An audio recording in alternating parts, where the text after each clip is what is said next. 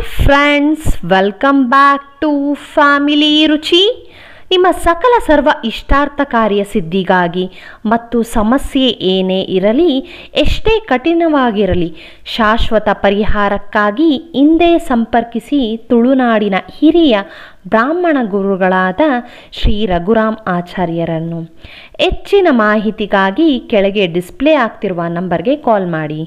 ಆಷಾಢ ಮಾಸದಿಂದ ದಕ್ಷಿಣಾಯಣ ಪುಣ್ಯಕಾಲ ಪ್ರಾರಂಭವಾಗುತ್ತದೆ. ಈ ಒಂದು ಮಾಸದಲ್ಲಿ ದೇವರ ಪೂಜೆಯನ್ನು, ಜಪ ತಪಗಳನ್ನು, ಪಿತೃಗಳ ಪೂಜೆಯನ್ನು ಮಾಡುವುದರಿಂದ ಉತ್ತಮವಾದ ಫಲ ಲಭಿಸುತ್ತದೆ ಎಂದು ಮೊದಲೇ ಆಷಾಢ ಮಾಸದ ಮಹತ್ವದ ವಿಡಿಯೋದಲ್ಲಿ ತಿಳಿಸಿದ್ದೇನೆ. ಇವತ್ತಿನ ವಿಡಿಯೋದಲ್ಲಿ ಆಷಾಢ ಮತ್ತು ಶ್ರಾವಣ ಮಾಸದಲ್ಲಿ ಬರುವ ಶುಕ್ರವಾರದ ದಿನ ಯಾವ ರೀತಿಯ ದೀಪಾರಾಧನೆಯನ್ನು ಮಾಡಬೇಕು, ಯಾವ ಸಮಯದಲ್ಲಿ ದೀಪಾರಾಧನೆಯನ್ನು ಮಾಡಬೇಕು, ಈ ಒಂದು ದೀಪಾರಾಧನೆಯನ್ನು ಮಾಡುವುದರಿಂದ ಆಗುವ ಉಪಯೋಗಗಳೇನು ಮತ್ತು ದೀಪಾರಾಧನೆ ಮಾಡುವಾಗ ಯಾವ ನಿಯಮಗಳನ್ನು ಪಾಲಿಸಬೇಕು ಎಂದು ಸಂಕ್ಷಿಪ್ತವಾಗಿ ತಿಳಿಸ್ಕೊಡ್ತೀನಿ. ಬನ್ನಿ ವಿಡಿಯೋನ ಶುರು ಮಾಡೋಣ. ಈ ಒಂದು ದೀಪಾರಾಧನೆ ಬಂದು ಉಪ್ಪಿನ ದೀಪಾರಾಧನೆ. ಈ ದೀಪವನ್ನು ಐಶ್ವರ್ಯ ದೀಪ ಅಥವಾ ಲಕ್ಷ್ಮೀ ದೀಪ ಎಂದು ಸಹ ಕರೆಯುತ್ತಾರೆ. ಉಪ್ಪಿನ ದೀಪಾರಾಧನೆಯನ್ನು ಮಾಡುವುದರಿಂದ ಅಷ್ಟಲಕ್ಷ್ಮಿಯರ ಅನುಗ್ರಹ ಸಿಗುವುದು ಖಚಿತ. ಈ ಒಂದು ಉಪ್ಪಿನ ದೀಪಾರಾಧನೆಯನ್ನು ಯಾರು ಮಾಡ್ಬೋದು ಎಂದರೆ, ಯಾರು ತಮ್ಮ ಜೀವನದಲ್ಲಿ ತುಂಬ ಕಷ್ಟದಿಂದ ಬಳಲ್ತಿರ್ತಾರೆ, ಹಣಕಾಸಿನ ಸಮಸ್ಯೆಯನ್ನು ಎದುರಿಸುತ್ತಿರುತ್ತಾರೆ, ಸಾಲದ ಸುಳಿಗೆ ಸಿಲುಕಿ ಒದ್ದಾಡುತ್ತಿರುತ್ತಾರೆ, ಅಂಥವರು ಆರ್ಥಿಕ ಪರಿಸ್ಥಿತಿ ಸುಧಾರಿಸಲು ಉಪ್ಪಿನ ದೀಪಾರಾಧನೆಯನ್ನು ಆಷಾಢ ಮತ್ತು ಶ್ರಾವಣ ಮಾಸದಲ್ಲಿ ಮಾಡಬೇಕಾಗುತ್ತದೆ.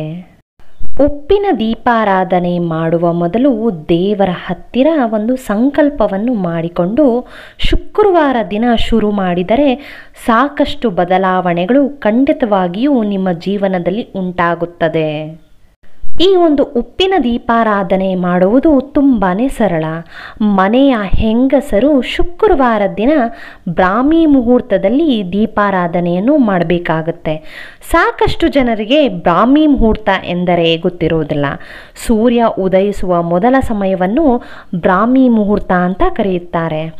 ಬ್ರಾಹ್ಮಿ ಮುಹೂರ್ತದಲ್ಲಿ ದೀಪಾರಾಧನೆ ಮಾಡಲು ಸಾಧ್ಯವಾಗದವರು ಗೋಧೂಳಿ ಸಮಯದಲ್ಲಿ ಅಂದರೆ ಸಂಜೆ 5ರಿಂದ 6:30 ಒಳಗೆ ದೀಪಾರಾಧನೆಯನ್ನು ಮಾಡಬಹುದು.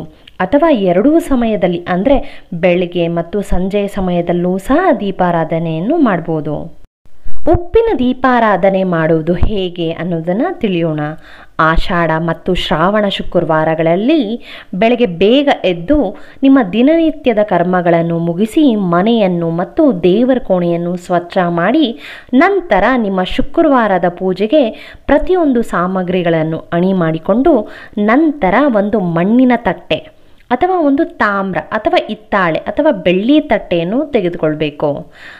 ನಾನಿಲ್ಲಿ ಒಂದು ತಟ್ಟೆಯನ್ನು ತೆಗೆದುಕೊಂಡಿದ್ದೀನಿ. ಅದಕ್ಕೆ ಸ್ವಲ್ಪ ಅರಿಶಿನ ಮತ್ತು ಕುಂಕುಮವನ್ನು ಇಡಬೇಕು.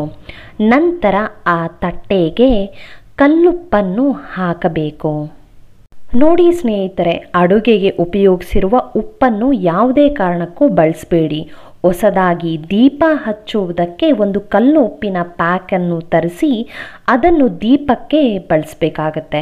ನಂತರ ಉಪ್ಪಿನ ಮೇಲೆ ಸ್ವಲ್ಪ ಅರಿಶಿನ ಮತ್ತು ಕುಂಕುಮವನ್ನು ಹಾಕಿ ಅದರ ಮೇಲೆ ಮಣ್ಣಿನ ದೀಪವನ್ನು ಇಡಬೇಕಾಗತ್ತೆ. ಆ ಮಣ್ಣಿನ ದೀಪಕ್ಕೆ ಅರಿಶಿನ ಮತ್ತು ಕುಂಕುಮವನ್ನು ಇಟ್ಟು ಅದರ ಒಳಗೆ ಮಂತ್ರಾಕ್ಷತೆಯನ್ನು ಹಾಕಿ ಅದರ ಮೇಲೆ ಮತ್ತೊಂದು ಮಣ್ಣಿನ ದೀಪವನ್ನು ಇಡಬೇಕಾಗತ್ತೆ. ಆ ದೀಪಕ್ಕೂ ಸಹ ಅರಿಶಿನ ಕುಂಕುಮವನ್ನು ಇಟ್ಟು ದೀಪಕ್ಕೆ ಎಳ್ಳೆಣ್ಣೆ ಅಥವಾ ಕೊಬ್ಬರಿ ಎಣ್ಣೆ ಅಥವಾ ತುಪ್ಪವನ್ನು ಹಾಕಿ 2 ಬತ್ತಿಯನ್ನು ತೆಗೆದುಕೊಂಡು ಒಂದು ಬತ್ತಿಯನ್ನಾಗಿ ಮಾಡಿಕೊಳ್ಬೇಕು. ಅದನ್ನು ದೀಪಕ್ಕೆ ಹಾಕಿ ದೀಪವನ್ನು ದೇವರ ಮನೆಯಲ್ಲಿ ದೇವರ ಫೋಟೋಗೆ ಮುಖ ಮಾಡಿ ಇಟ್ಟು ದೀಪಾರಾಧನೆಯನ್ನು ಮಾಡಬೇಕಾಗತ್ತೆ. ದೀಪವನ್ನು ಆದಷ್ಟು ಕೆಂಪು ಹೂವು ಮತ್ತು ಮಲ್ಲಿಗೆ ಹೂವಿನಿಂದ ಅಲಂಕಾರವನ್ನು ಮಾಡಿಕೊಳ್ಬೇಕು. ಇನ್ನು ದೀಪವನ್ನು ಏಕಾರ್ತಿ ಅಥವಾ ಊದ್ಗಡ್ಡಿಯಿಂದ ಬೆಳಗಬೇಕಾಗುತ್ತೆ. ಯಾವುದೇ ಕಾರಣಕ್ಕೂ ಬೆಂಕಿ ಕಡ್ಡಿಯಿಂದ ದೀಪಾರಾಧನೆಯನ್ನು ಮಾಡೋಕ್ಕೆ ಹೋಗಬೇಡಿ, ದೋಷವಾಗುತ್ತದೆ. ಇನ್ನು ದೀಪ ಬೆಳಗುವಾಗ ಒಂದು ಮಂತ್ರವನ್ನು ಹೇಳ್ಕೊಳ್ಬೇಕು.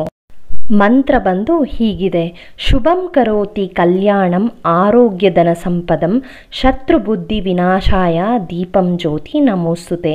ದೀಪಂ ಜ್ಯೋತಿ ಪರಬ್ರಹ್ಮ ದೀಪಂ ಜ್ಯೋತಿ ಜನಾರ್ದನ ದೀಪೋಹಾರತಿ ಪಾಪಾನಿ ಸಂಧ್ಯಾ ದೀಪ ನಮೋಸ್ತುತೆ. ಮೊದಲು ದೀಪಕ್ಕೆ ಪೂಜೆ ಮಾಡಿ ನಂತರ ದೇವರಿಗೆ ಪೂಜೆಯನ್ನು ಮಾಡಬೇಕು. ಈ ರೀತಿ ದೀಪಾರಾಧನೆಯನ್ನು ಮಾಡುವುದರಿಂದ ಮನೆಯಲ್ಲಿರುವಂಥ ನಕಾರಾತ್ಮಕ ಶಕ್ತಿ ಅಂದರೆ ನೆಗೆಟಿವ್ ಎನರ್ಜಿ ದೂರವಾಗಿ ಸಕಾರಾತ್ಮಕ ಶಕ್ತಿ ಅಂದರೆ ಪಾಸಿಟಿವ್ ಎನರ್ಜಿ ಮನೆಯಲ್ಲಿ ಹೆಚ್ಚಾಗುತ್ತದೆ.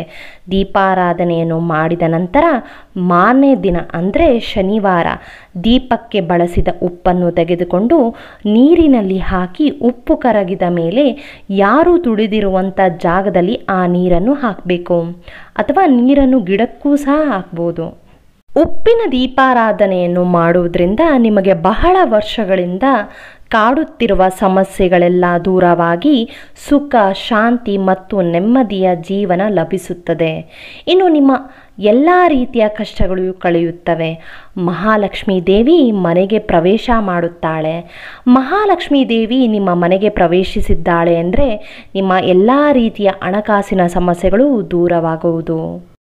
ಇನ್ನು ಮನೆಯಲ್ಲಿ ಗಂಡ ಹೆಂಡತಿಯ ಕಲಹಗಳು ಇದ್ದರೆ ಅದೂ ಸಹ ಬಗೆಹರಿಯುತ್ತದೆ. ಮನೆಯಲ್ಲಿ ಅತ್ತೆ ಸೊಸೆ ಕಿರಿಕಿರಿ ಇದ್ದರೆ ಅದೂ ಸಹ ದೂರವಾಗಿ ಮನೆಯಲ್ಲಿ ಶಾಂತಿ ನೆಲೆಸುತ್ತದೆ.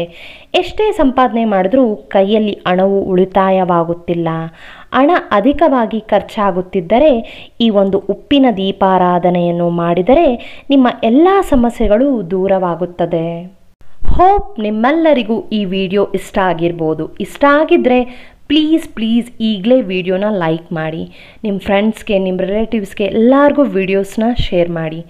ಇನ್ನೂ ನೀವು ನನ್ನ ಚಾನಲ್ನ ಸಬ್ಸ್ಕ್ರೈಬ್ ಆಗದೆ ಯಾರಾದರೂ ವಿಡಿಯೋ ನೋಡ್ತಿದ್ರೆ ಈಗಲೇ ಸಬ್ಸ್ಕ್ರೈಬ್ ಮಾಡ್ಕೊಳ್ಳಿ. ನಿಮ್ಮ ಅನಿಸಿಕೆ ಮತ್ತು ಅಭಿಪ್ರಾಯಗಳನ್ನು ಕಮೆಂಟ್ ಮೂಲಕ ತಿಳಿಸಿ. ಮತ್ತೆ ಒಂದು ಇಂಟ್ರೆಸ್ಟಿಂಗ್ ಮತ್ತು ಇನ್ಫಾರ್ಮೇಟಿವ್ ವಿಡಿಯೋ ಒಂದಿಗೆ ನಿಮ್ಮನ್ನು ಭೇಟಿಯಾಗ್ತೀನಿ. Thank you.